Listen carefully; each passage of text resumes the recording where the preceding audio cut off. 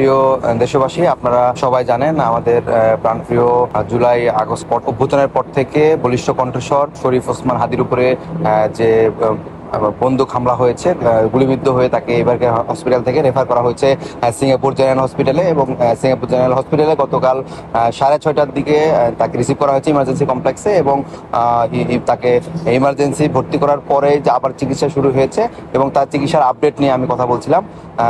তার চিকিৎসার আপডেট আজকে আমরা জানতে পেরেছি সিঙ্গাপুর জেনারেল হসপিটালে যারা নিউরোসার্জন আছে তাদের সাথে আমাদের যোগাযোগ আছে। আমরা তাদের মাধ্যমে জানতে পেরেছি যে তার যে ব্রেনের যে কন্ডিশনটা, ব্রেনের সিটি স্ক্যান করা হয়েছে এবং আমরা দেখেছিলাম যে বাংলাদেশের যে ব্রেনের সিটি স্ক্যানে আমরা দেখেছি তার মাথায় যে বাম পাশটা ইসকেমিক চেঞ্জ আছে, ঠিক সেটা অপরিবর্তিত রয়েছে এবং ইসকেমিয়া কিছুটা বলা যায় যে আরো পরিলক্ষিত হয়েছে এবং তার যে মাথার যে ফোলাটা সেটাও এখনো রয়ে গিয়েছে।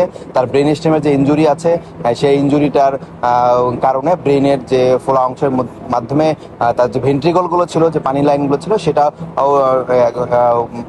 প্রায় বলা যায় যে অসুবিধার মধ্যে আছে। এবং তার যে কিডনি, হার্ট এবং লাংস আর্টিফিশিয়ালি ভেন্টিলেশনের মাধ্যমে চলছে এবং তার ফুসফুসের সিটি স্ক্যান করা হয়েছে এবং সেই ফুসফুসের সিটি স্ক্যানেও তার ব্লাড দেখা দিয়েছে, যেটা কিনা বাংলাদেশেও ব্লাড দেওয়ার কারণেই মূলত চেস্ট ড্রেন দেওয়া হয়েছিল।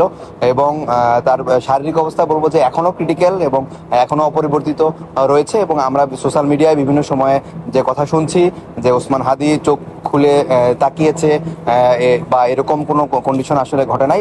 মূলত ওসমান হাদির কন্ডিশন এখনো ক্রিটিক্যাল এবং তার কন্ডিশন অপরিবর্তিত রয়েছে এবং যেভাবে তার জিসিএস ছিল E1VT-3 সেটাই মূলত এখনো আছে। এবং আমরা আশা করি যে ওখানে সিঙ্গাপুর জেনারেল হসপিটালে তার যে বিভিন্ন মনিটরিংগুলো ছিল সেই মনিটরিংগুলো এখনো কন্টিনিউসলি করা হচ্ছে এবং আমরা দেখতে পাচ্ছি যে আসলে তার শারীরিক অবস্থা অবনতি হয় নাই বা উন্নতিও আমরা খেয়াল করি নাই। তার অবস্থা স্ট্যাটিক আছে এবং তার জ্ঞান ফিরে আসার সম্ভাবনা যদি আমরা বলি তাহলে চিকিৎসকরা বলেছে এখনো আসলে আমরা ওইভাবে অ্যাসেস করতে পারছি না যে আসলে কি হবে। তবে আল্লাহ চাইলে তো সব মিরাকল ঘটাতে পারেন এবং আমরা চাই যে শরীফ ওসমান হাদির মতো বলিষ্ঠ কণ্ঠস্বর বাংলাদেশের জন্য, বাংলাদেশের জাতির জন্য আসলে খুব বেশি দরকার। এবং আমরা সবাই দোয়া করব তার শারীরিক অবস্থা যে পর্যায়ে আছে সেই পর্যায়ে থেকে যাতে কামব্যাক করে এবং সে স্টিল ফাইট করছে এবং আমরা চাই যে আসলে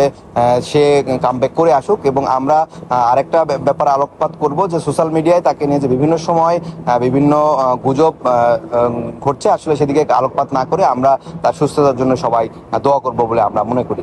ধন্যবাদ।